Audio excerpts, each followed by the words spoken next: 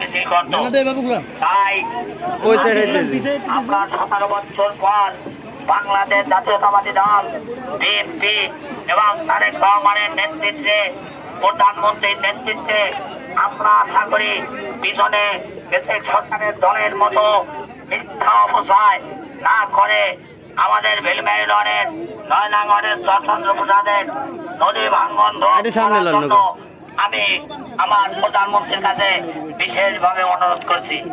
আর ওর সাথে সাথে আমাদের নদী ভাঙ্গনের বহু লোকজন, কৃষক নদীর ভিতরে পড়ে আছে, দুর্ভোগের কোনো শেষ নাই। আমি আমার এই অনুরোধ রেখে প্রধানমন্ত্রীর কাছে আমি আমার সাধারণ সম্পদ বক্তব্য শেষ করছি। আল্লাহ হাফেজ।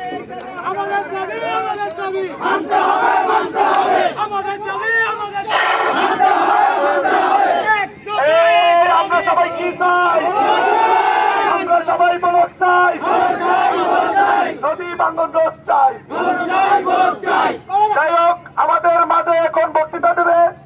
আমরা আসলে এই পরিস্থিতিতে আসছি, আমাদের সাবেক চেয়ারম্যান ছিল, 3 বার চেয়ারম্যান ছিল সাধারণ বাসরা, সে কিন্তু কি পরিমাণ কাজ করতে অন্তর্বর্তী এলাকার জন্য এটা মানুষ জানে। আমরা